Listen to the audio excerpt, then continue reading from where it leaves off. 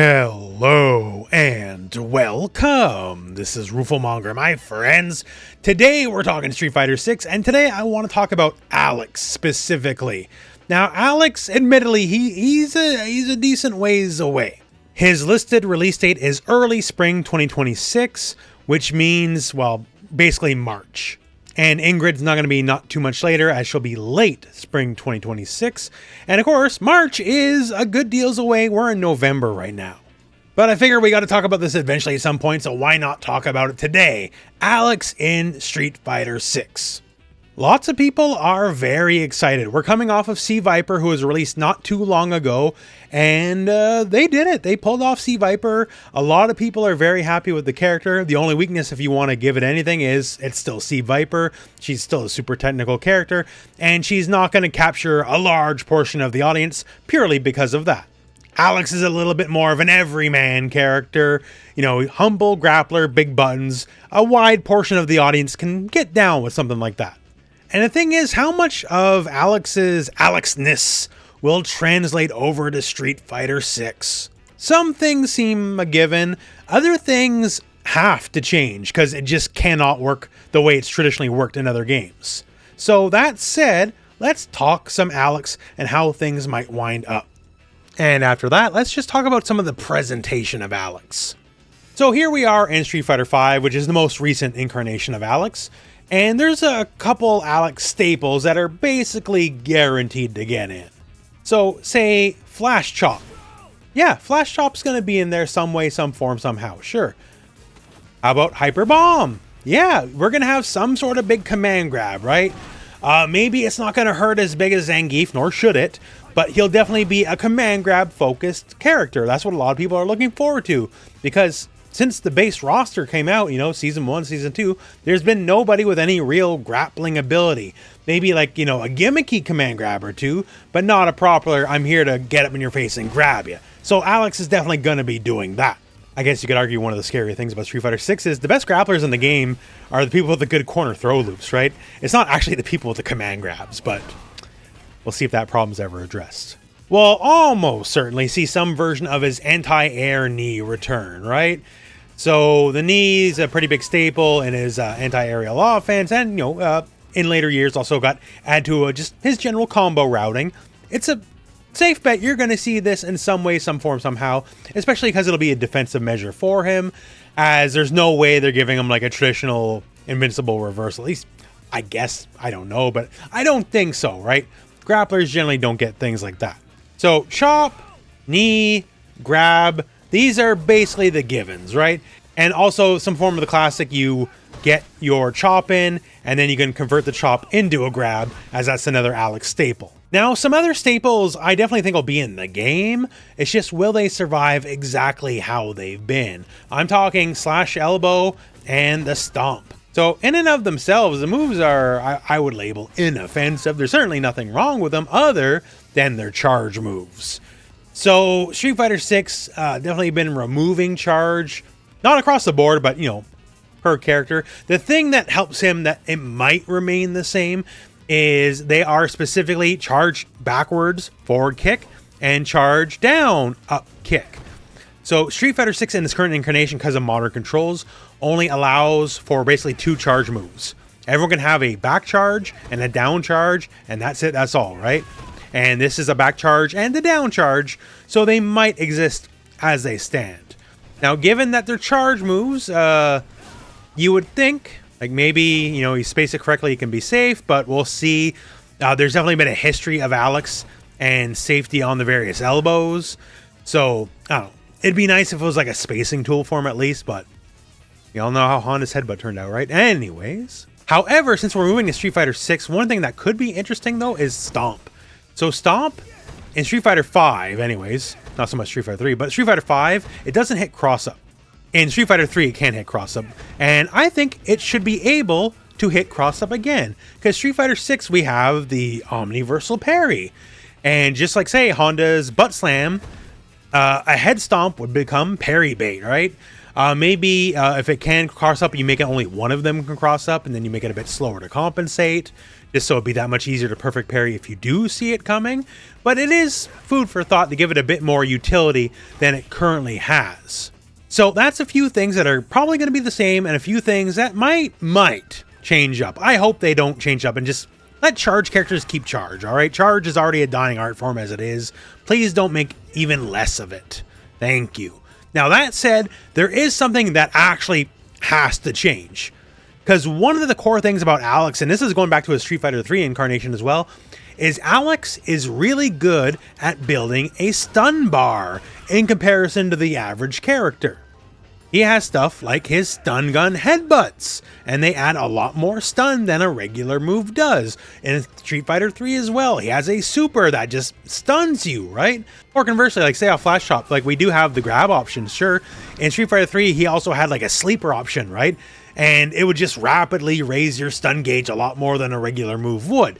So he's always been excellent at the stun part of Street Fighter, but the stun part of Street Fighter doesn't exist anymore in Street Fighter 6, other than you burn somebody out and then you bounce them off the wall with a drive impact. It'd just be fun if they gave him like a little bit of unique character identity, and that say he hits you with that EX headbutt, stun doesn't exist anymore in Street Fighter 6, so maybe it does a little bit of drive gauge damage. I don't know. I feel like they're very scared to open up gameplay in that way. It's something I've always looked forward to, even since before Street Fighter 6 launched. I thought Honda was going to be like the anti-drive gauge character, and he'd just 100 hand slap your drive gauge away. Didn't work out that way, turns out. And it'd give him something cool, like you gotta watch out for headbutts because I might burn you out, or something like that. That'd be neat. I don't think they're going to do it, though. Now, of course, another thing going into Street Fighter 6 is he needs a bunch of supers. He needs at least 3, right? And, of course, level 3 is going to be a big, dumb cinematic super. It'll look cool. It'll do a lot of damage. That's the point of a level 3. It doesn't need to do much else. I think he's a prime candidate, though, for the installs.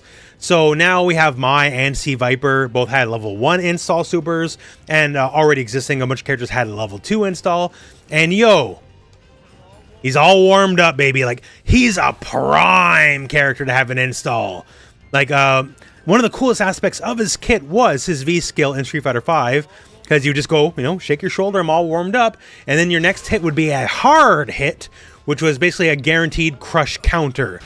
Same in all but name, basically.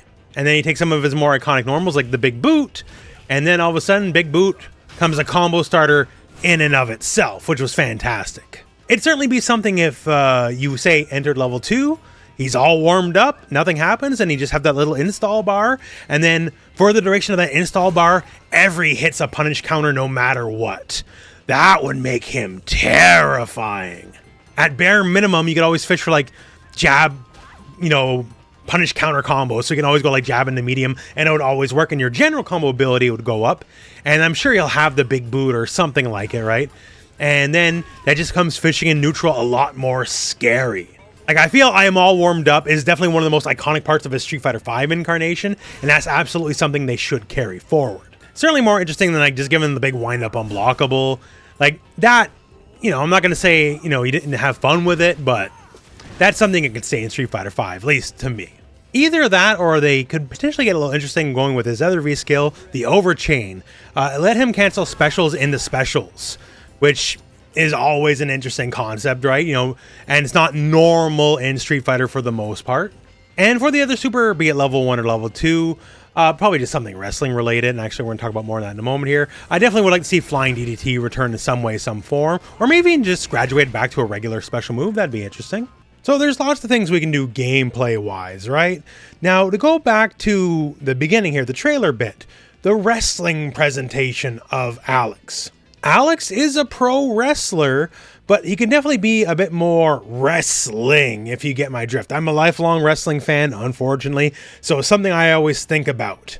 And you get Kenny Omega, who's one of the best of all time, here to do the trailer, and it makes you think, oh, well, there's definitely a lot more wrestling we can do here.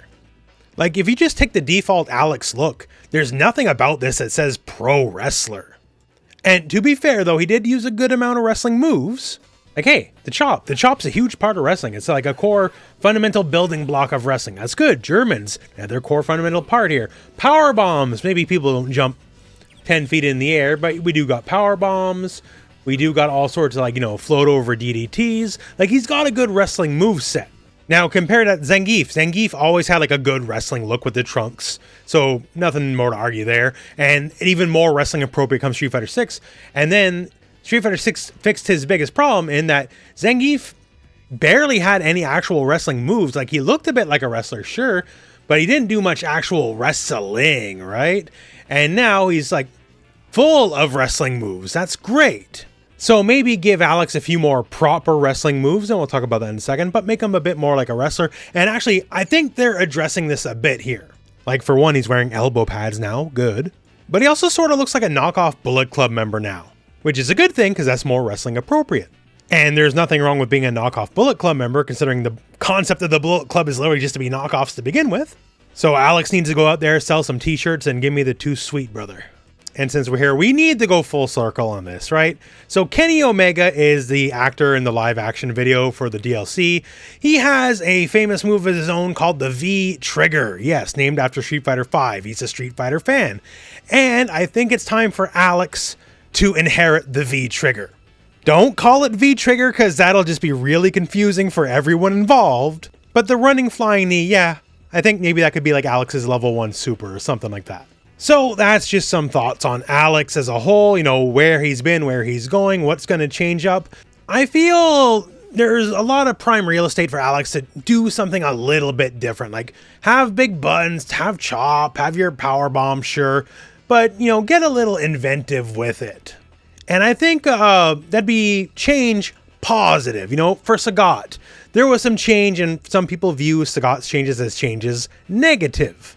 But for Alex, he's a little bit basic as it stands. I feel like any changes for him would be pretty welcome. You know, we got some ideas in the video. I'm sure whatever is going to happen, maybe I could be correct on some of these, but I also feel like he's just really primed just to do something completely out of left field and very exciting. It'll certainly be a while before we get there, unfortunately. Once again, early spring 2026. There's an outside chance we might get the trailer for him at the Game Awards. That'll be next month in December. But otherwise, we're going to be twiddling our thumbs for a while. But, you know, we got to speculate. That's how it's done. That's how it works.